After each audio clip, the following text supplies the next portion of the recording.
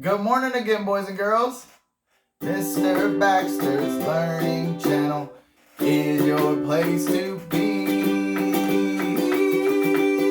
You found us. It's your place to be. I never get tired of doing that. I love being here in the Digital Baxter Beehive.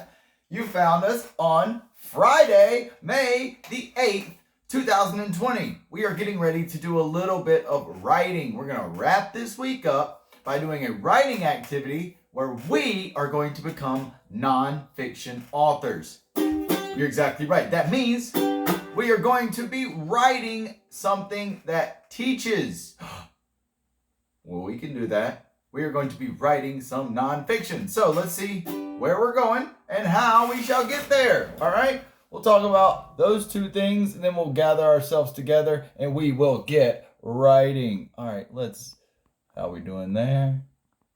Lighten her up, zoom it in. All right, where we're going today, guys, what we're going to be doing is I can write nonfiction to teach, right? Nonfiction, informational books they're going to teach. Riggedy Tiggity seems to be interested. We've got Mabel along with us because phonics helps us read and write. All right, and how are we going to get there? Well, we're going to draw ourselves a picture and write labels. Remember those labels, the words that go in your picture to teach? I will draw pictures and write labels and words to teach. Here's what you're going to focus on today. You want to make it match. Remember, while we're reading, we ask ourselves questions. Does it look right? Does it sound right? Does it make sense? The words and the pictures have to match, especially when you're trying to teach someone. All right, so let's back ourselves back out.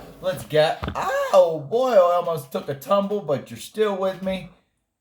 All right, we shall sing a little bit, gather ourselves up, and then we'll take a look at a picture and some words that don't match, so they won't make sense. Then I'll show you how you will do a seesaw writing activity today. You may write it on a piece of paper and take a picture and send it to Mr. Baxter if you're not liking writing on your computer. But however you want to draw your picture, add labels, and write a sentence, all right? Using some snippety snap words. That's how we're gonna write our nonfiction today, okay? I'll show you how to do it on the computer. Feel free to do it on a piece of paper if you want to. Do it on your seesaw activity. However you can get that knowledge to Mr. Baxter, you send it in, okay? All right, let's get together, boys and girls. 1, a 2, a 1, 2, 3. We are gathering on our phones or our screens. Everyone is here now. This is our new space now. We are here.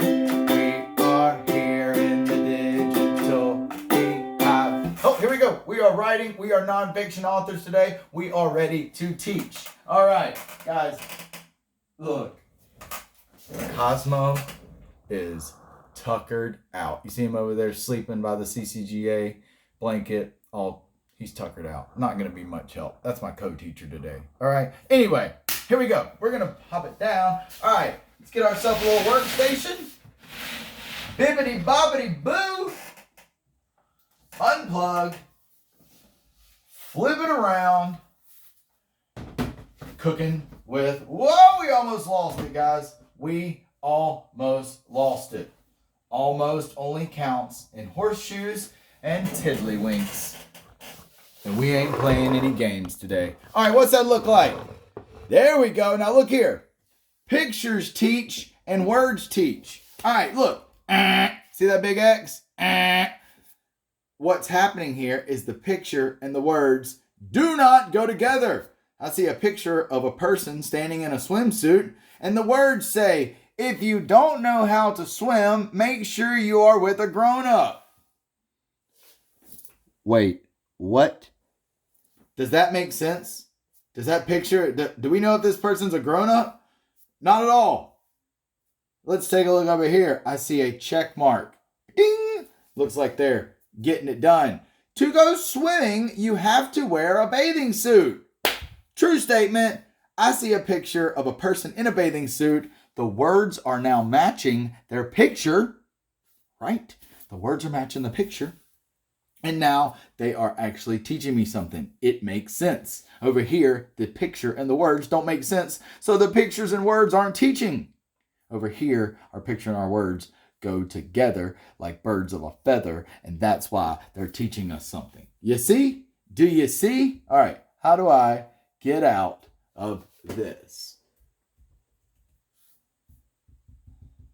Not like that. Ah, there we go. Out of that, and here is what your seesaw activity is going to look like today, guys. First thing you're going to do, study the diagram. I've given you a diagram of a sunflower. You all know about sunflowers. We've been talking about plants, the plant cycle, what they need. But today we're going to look at a picture. See the petals? See the seeds? See the leaves? See the stem? And see the roots? The picture and the labels are teaching. But guess what? On page 2, it's your turn. Remember, look up there. Look, I will draw pictures and write labels or words to teach.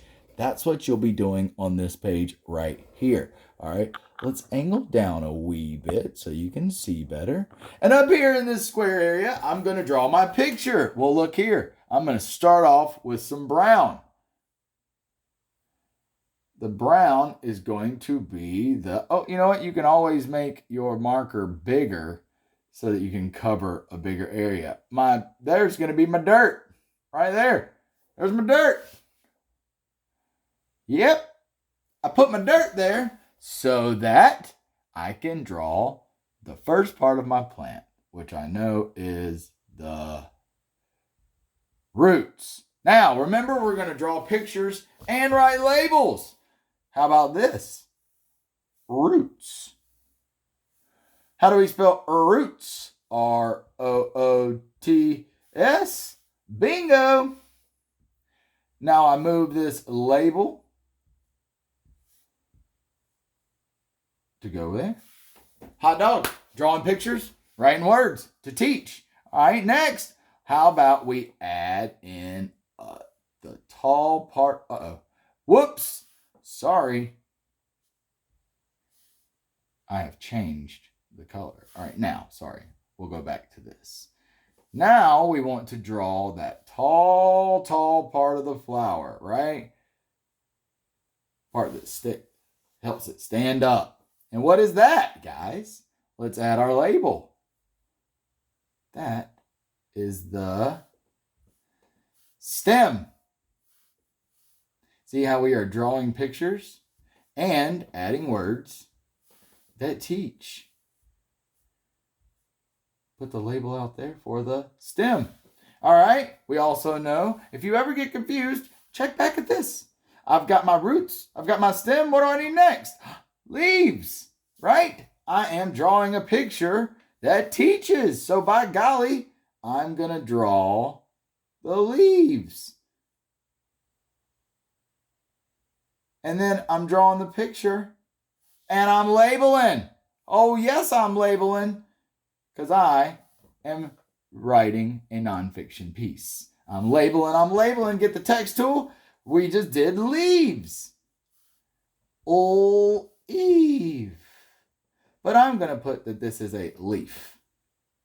All right. Look there. X out. Get your move tool. Move your label. Bingo, bango. Roots. Leaf, stem, what do we need next? Well, I think we need to draw, I think that we need to draw our flower. Look at here. Woo, woo, woo, woo, woo, woo. Big old flower. I'll color that in. Perfect yellow sunflower. And remember, the part of the flower is our petal, right? So we're going to label a petal. Petal. There's a petal. And I can also label this the flower, right? I could also label it the flower. Why not? We're writing, so this is also our flower. All right, remember? And there's one more label that I believe we need to add, but we need to draw it to the picture first. Remember, what's that dark part in the middle of our sunflower? Anybody remember what's here in the middle? Anyone? Well, let's take a look at our picture. It's the seeds, right? The seeds live in the middle of that sunflower until they fall off and get planted and start all over again. So let's add one more label. Grab your marker. Add in your label. Those are the seeds. Seeds. Great job. Now, if it's too big, guys, you can always shrink these labels down. It's no problem. No problem at all. It's important, though, that you draw a detailed picture and you have labels that teach when you are wanting to do your nonfiction writing, right? Look at there. Let's take a look at our success criteria so far. I will draw pictures and write labels or words to teach. Hot dog. We've got a picture drawn. We've got all these labels. But boys and girls, we are not done. I now challenge you to write a sentence down here about this. All right? So what you have done is you have drawn a picture and you have labeled all of the parts of a sunflower. Well, listen to the snap words that I hear in that sentence. I can name the parts of a sunflower. Let's write that sentence. I can name. What's going to make that A say its name? The sneaky E. I can name all, snap word, of, snap word, the, T-H-E, spells the or the. I can name all of the parts. Now, parts is not a snap word, but park is a snap word. We know it starts P, A, R, and instead of K, the K, we're going to add T. So we're going to add our T. I can name all the parts of a sunflower. We need to stretch and spell sunflower. I hear S, the short flower. Get ready for your blend power. W is the sound of W, and ER makes that Now, we done? Not yet, boys and girls. If we're writing a sentence, we need to always add our period at the end. Now, take a look.